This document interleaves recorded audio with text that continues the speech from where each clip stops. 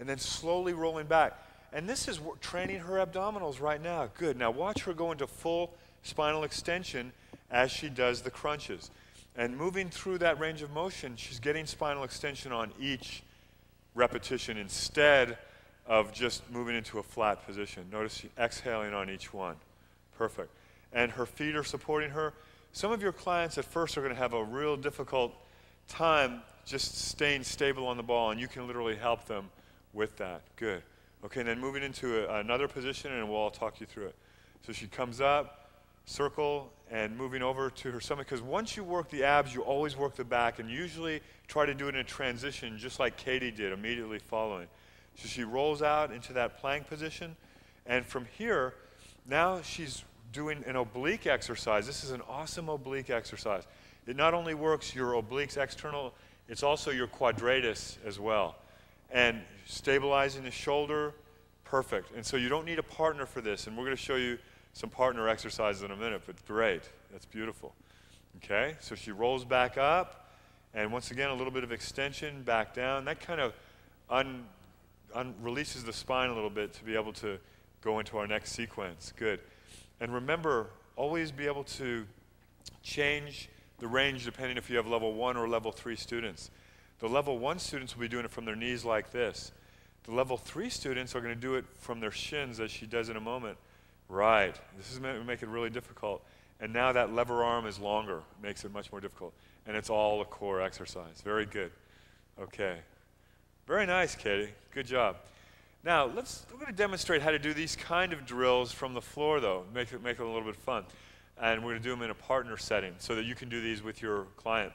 So Katie's going to be on her back, and I'm going to grab her feet. And my son actually invented this. It's called the Grant oblique. So we come up, you're going to lift your hips off the floor. Good. Now you're going to watch for cervical neutrality, making sure that she's not too high. That's good. And all I want you to do, Katie, is literally twist your body. Right. See, she's controlling the action here, and she's training her obliques in each direction. Look at that. And look at those obliques working. They're firing up. Awesome. And all I'm doing is I'm a hook right here. That's all I'm doing. Great. Okay, so that's the obliques. Now, I roll her down easy, bring her knees to her chest.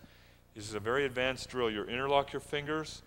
Now, whenever you interlock your fingers behind your head, and I'm not a real proponent of this, but for this exercise we have to, your neck extensors are going to fire automatically. So beware of this and be sure that your client's not pulling. And also what I suggest as my cue is instead of the hands behind the head, right, the fingers by the ears, just like this, so that you're not getting any of this and those extensors don't fire.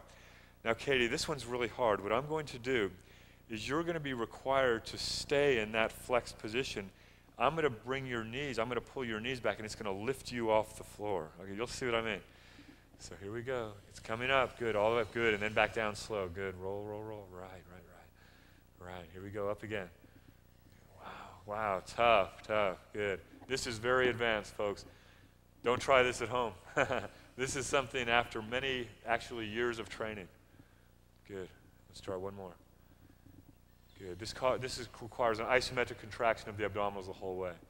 Very nice. Beautiful. Beautiful job. So you can see what's going on there. And this, again, if your client is up for this and she's had years of training, you can do it. Another one that's, you'll see it done in the fitness industry, and it's a little scary. Sports enthusiasts have been doing this for years. You grab my ankles, and you bring your feet up. And now I'm just going to let go of your feet, and they go down. Good. And then I'm going to let go at a different angle. Right. But keep your knees slightly bent. Right. Now, this is so advanced that if you notice that low back is losing neutrality in any way, we don't do it. All right. So this is, if I were to compare the last one to this one, last one was advanced. This one is a level above advanced. So you've got to beware and watch for that neutrality of the spine. Okay. Good. All right. And let's come on up. Great. All right, now, putting it all together, we know that the abs and back should be worked simultaneously, like one and then the other, bingo, keeping like you did. First the abs, then the back, so that there's always going to be that stability.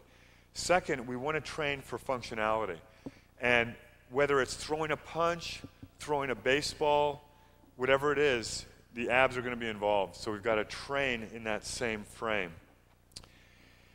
We talked about power, and power, again, is speed times force. So it's a combination of speed with it.